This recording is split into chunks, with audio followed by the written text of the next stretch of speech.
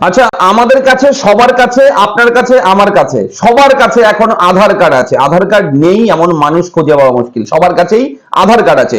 তো এই আধার কার্ডের কি কি ব্যবহার এবং আমরা আধার কার্ডকে কিভাবে ব্যবহার করব, তার সঠিক নিয়ম কি, এইগুলো নিয়ে আজকের এই ভিডিওতে আলোচনা করব। এবং আমাদের আধার কার্ডটাকে বিভিন্ন সময় আমরা বিভিন্ন ক্ষেত্রে অবহেলার চোখে দেখি, মাঝে মাঝে, কখনো কখনো, এবং সেই অবহেলার জন্য আপনার সর্বস্ব কিন্তু লুট হতে পারে। আপনি কিন্তু সর্বশান্ত হতে পারেন, কেননা আধার কার্ডের সঙ্গে সমস্ত প্রকল্প, সমস্ত যোজনা, এমনকি প্যান কার্ড, আধার কার্ড, রান্নার গ্যাস সিলিন্ডারের সঙ্গে, সমস্ত কিছুর সঙ্গে কিন্তু লিংক হয়ে গেছে অলরেডি। সবাই হয়তো আপনারা করে নিয়েছেন সেই সমস্ত লিঙ্কিং। প্যান কার্ডের সঙ্গে, ভোটার কার্ডের সঙ্গে, সবকিছুর সঙ্গে আধার কার্ড একটা লিঙ্ক হয়ে গেছে। এবার আধার কার্ড নাম্বারটা এন্টার করলেই আপনার ডিটেলস কিন্তু যে কেউ বের করতে পারে। যারা বিভিন্ন ধরনের প্রতারণামূলক কাজের সঙ্গে যুক্ত, যারা হ্যাকিং করে, যারা বিভিন্ন ভাবে কিন্তু মানুষকে চিট করে, যারা অনলাইনের মাধ্যমে টাকা হাতিয়ে নেয় ব্যাংক অ্যাকাউন্ট থেকে, তাদের কাছে যদি সেই আধার কার্ড নাম্বার চলে যায়, আপনার ব্যক্তিগত সমস্ত তথ্য কিন্তু তাদের কাছে চলে যাবে। এবং এর জন্য আপনার কি করতে হবে, আজকের এই ভিডিওটা খুবই ইনফরমেটিভ, জরুরি ভিডিও, খুবই ইম্পর্টেন্ট ভিডিও। কেননা যে বিষয়গুলো আমি বলবো আপনাকে, সেই বিষয়গুলো যদি একবার আপনার মগজে ঢুকে যায়, যদি আপনি একেবারে মনে রাখতে পারেন বিষয়গুলো, তাহলে কোনোদিন আপনার আধার কার্ড দিয়ে কোনো রকম খারাপ কাজ কেউ করতে পারবে না। এমনকি আপনার ক্ষতি এক প্রকার বলাই যেতে পারে, আপনার ক্ষতি কেউ করতে পারবে না।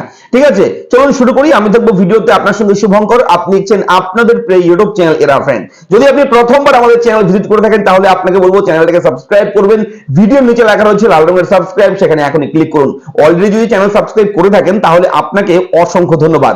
চলুন শুরু করি আজকের এই আপডেট, ব্রেকিং আপডেট, গুরুত্বপূর্ণ আপডেট। আধার কার্ড কিভাবে ব্যবহার করবেন এবং আধার কার্ড নাম্বারটা কিভাবে আপনি সুরক্ষিত রাখবেন, এবং আধার কার্ডটা ব্যবহার করবেন, তবুও আধার কার্ড নাম্বার আপনার পাবে না অন্য যে কোনো ব্যক্তি। অবশ্যই চলুন দেখে নিই আজকের আপডেট, এক এক করে বলবো, মন দিয়ে শুনবেন। তো প্রথমেই বলবো আপনাদেরকে, আধার কার্ড কি। আধার কার্ড হচ্ছে আপনার ডিজিটাল পরিচয়। আপনি ডিজিটালি আপনার পরিচয়টা দিতে পারবেন।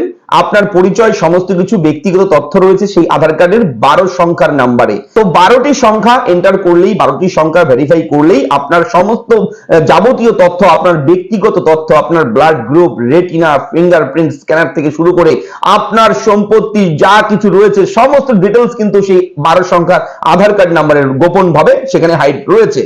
এবং এই ডিজিটাল পরিচয় যেটা রয়েছে, এটা কিন্তু ভারতীয় নাগরিকত্বের প্রমাণ নয়। এটাও বলে রাখি, ভারতীয় নাগরিকত্বের প্রমাণ কিন্তু অন্য কোনো ডকুমেন্ট। ঠিক আছে, সেটা নিয়ে আমি আলাদা ভিডিও করে দেবো। তবে এই আধার কার্ড হচ্ছে আপনার পরিচয়।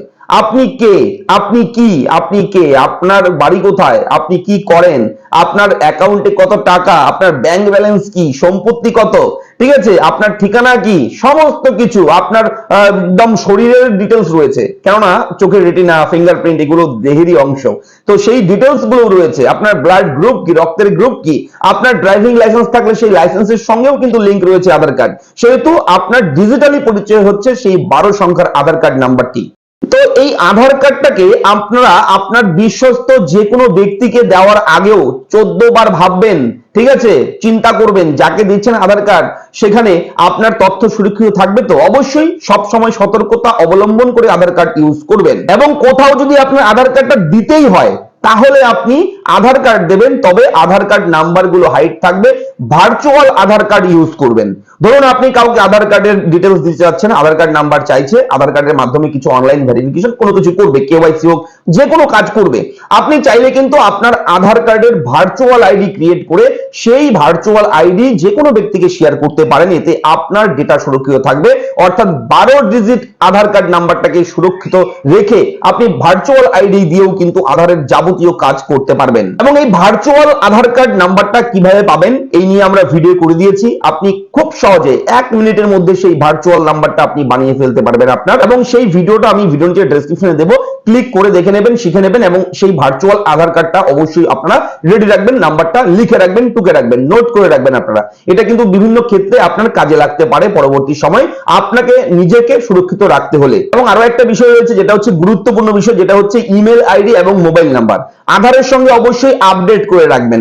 কেননা আপনার আধার কার্ড কোনো কারণে যদি লিক হয়ে যায়, কেউ যদি পেয়ে যায়, তাহলে আধার কার্ড দিয়েও কিছু করতে পারে খারাপ কাজ।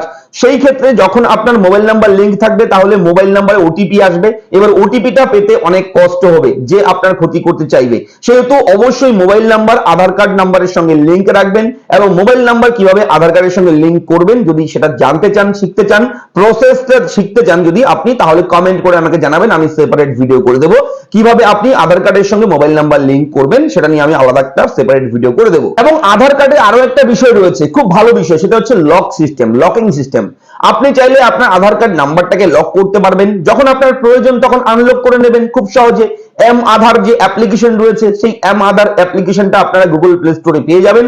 সেই অ্যাপ্লিকেশনের মাধ্যমে আপনারা সেকেন্ডের মধ্যে, মিনিটের মধ্যে আপনি যখন খুশি তখন লক, যখন খুশি যখন ইচ্ছে আপনার তখন আনলক আপনি করতে পারবেন। এরপর আপনার যখন সেই কাজটা হয়ে যাবে আধার কার্ডের, তখন আপনি কিন্তু আবারও সেটাকে লক করে রাখতে পারবেন।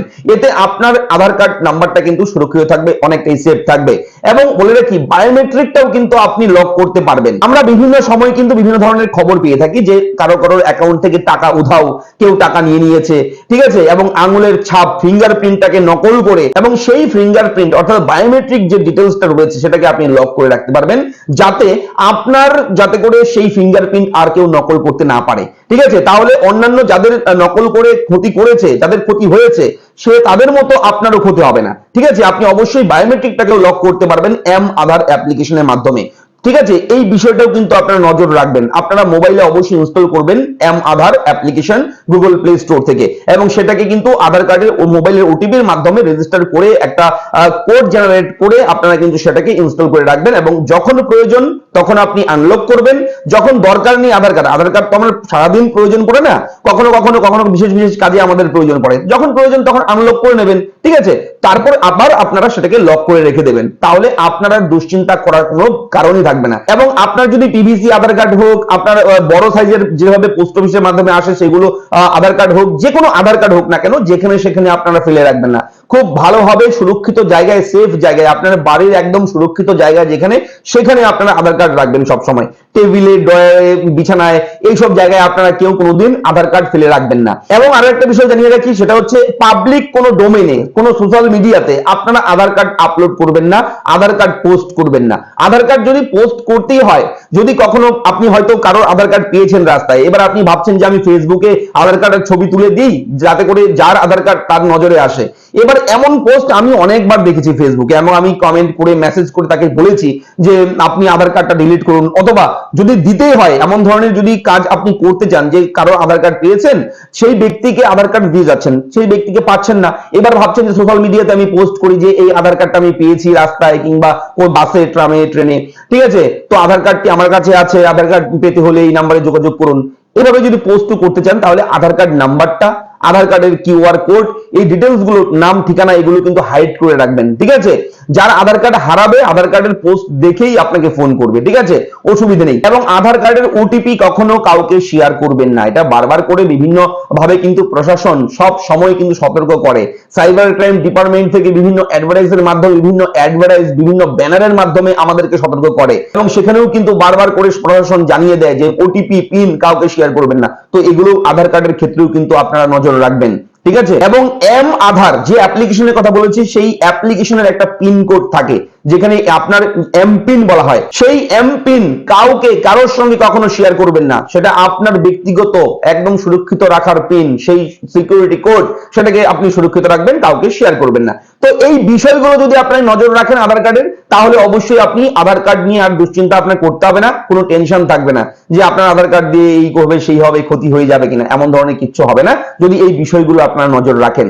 তো আশা করি বুঝতে পেরেছেন আধার কার্ড নিয়ে। কোথাও কোনো রকম ডাউট থাকলে, আধার কার্ডের কোথাও কোনো রকম কিছু জানার থাকলে, জিজ্ঞেস করার থাকলে কমেন্ট বক্সে কমেন্ট করে আমাকে জানাবেন, আমি অবশ্যই আপনাকে সাহায্য করবো। দেখা হচ্ছে পরবর্তী ভিডিওতে, ভালো থাকবেন, ধন্যবাদ।